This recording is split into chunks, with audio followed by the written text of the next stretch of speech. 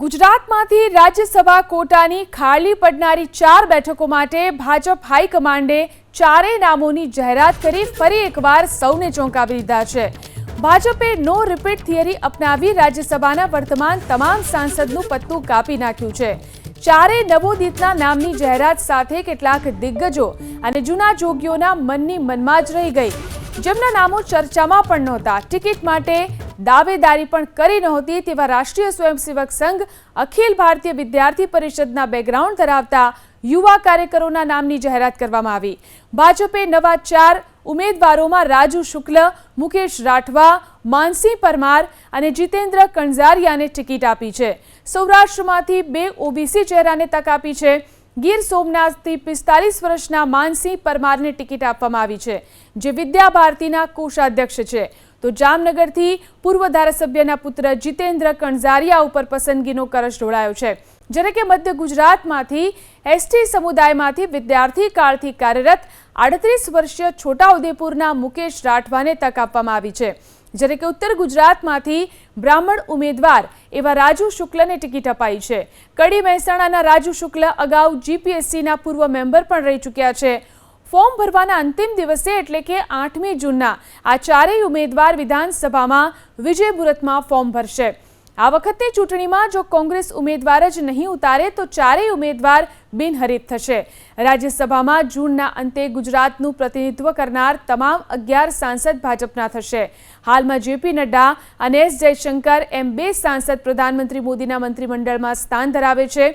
કોંગ્રેસના શક્તિસિંહ ગોયલની ટર્મ પૂર્ણ થતાં હવે ગુજરાતના 11માંથી તમામ 11 સભ્ય ભાજપના હોવાથી બાકીના 9 પૈકી રાજ્યસભામાંથી એકાદ ગુજરાતી સાંસદને મંત્રીમંડળમાં સ્થાન મળી શકે છે।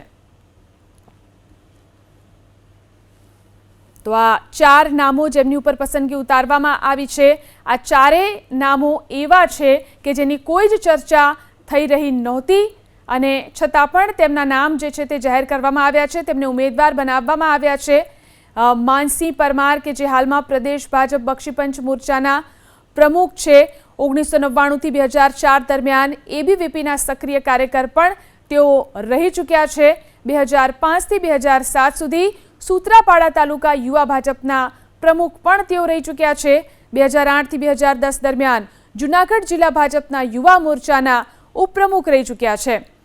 2010થી 2012 દરમિયાન ગુજરાત રાજ્ય ભાજપ યુવા મોરચાના ઉપપ્રમુખ તેઓ રહ્યા।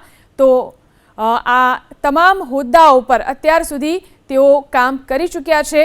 માનસિંહ પરમારને રાજ્યસભા માટે ઉમેદવાર બનાવવામાં આવ્યા છે। આ 4 નામો જેની જાહેરાત ભાજપે કરી છે, આ ચારેય નામો જે છે તેમની કોઈ જ ચર્ચા નહોતી અને તેમને ઉમેદવાર ઘોષિત કરવામાં આવ્યા છે। તો રાજ્યસભાની 4 બેઠકો માટે જે ચૂંટણી થવા જઈ રહી છે તેની ઉપર આ નામોની જાહેરાત કરવામાં આવી છે। રાજ્યસભામાં કોટાની ખાલી પડનારી 4 બેઠકો માટે ભાજપ હાઈકમાન્ડે જે 4 નામોની જાહેરાત કરી છે તેમાં ભાજપે ફરી એકવાર નો રિપીટ થિયરી અપનાવી અને રાજ્યસભાના જે વર્તમાન તમામ સાંસદો છે તેમનું પણ પત્તું કાપી નાખવામાં આવ્યું છે। ચારેય નવોદિત છે, જેમના નામની જાહેરાત સાથે કેટલાક દિગ્ગજો અને જૂના જોગીઓની પણ મનમાં રહી ગઈ, જેમના નામો ચર્ચામાં પણ નહોતા અને ટિકિટ માટે દાવેદારી પણ કરી નહોતી તેવા રાષ્ટ્રીય સ્વયંસેવક સંઘ અખિલ ભારતીય વિદ્યાર્થી પરિષદના બેકગ્રાઉન્ડ ધરાવતા આ યુવા કાર્યકરો છે કે જેમના નામની જાહેરાત કરવામાં આવી છે। જે નવા 4 ઉમેદવાર જાહેર કરવામાં આવ્યા છે તેમાં રાજુ શુક્લ, મુકેશ રાઠવા, માનસિંહ પરમાર અને જીતેન્દ્ર કણઝારિયાને ટિકિટ આપવામાં આવી છે, જેમાંથી 2 સૌરાષ્ટ્રમાંથી ઓબીસી ચહેરા છે। આ ઉપરાંત ગીર સોમનાથથી 45 વર્ષના માનસિંહ પરમારને ટિકિટ આપવામાં આવી છે, જે વિદ્યા ભારતીના કોષાધ્યક્ષ રહી ચૂક્યા છે। આ ઉપરાંત જામનગરથી પૂર્વ ધારાસભ્યના પુત્ર જીતેન્દ્ર કણઝારિયા ઉપર પસંદગીનો કળશ ઢોળવામાં આવ્યો છે। તો મધ્ય ગુજરાતમાંથી એસટી સમુદાયમાંથી વિદ્યાર્થી કાળથી કાર્યરત 38 વર્ષીય છોટાઉદેપુરના મુકેશ રાઠવાને તક અપાઈ છે। આ તમામ યુવા નેતાઓ છે, યુવા નામો છે જેમની જાહેરાત કરવામાં આવી છે। ઉત્તર ગુજરાતમાંથી બ્રાહ્મણ ઉમેદવાર એવા રાજુ શુક્લને ટિકિટ આપવામાં આવી છે, જે કડી મહેસાણામાં રાજુ શુક્લ અગાઉ જીપીએસસીના પૂર્વ મેમ્બર પણ રહી ચૂક્યા છે। તો ફોર્મ ભરવાના અંતિમ દિવસે એટલે કે 8મી જૂને આ ચારેય ઉમેદવાર વિધાનસભામાં વિજય મુહૂર્તમાં ફોર્મ ભરશે।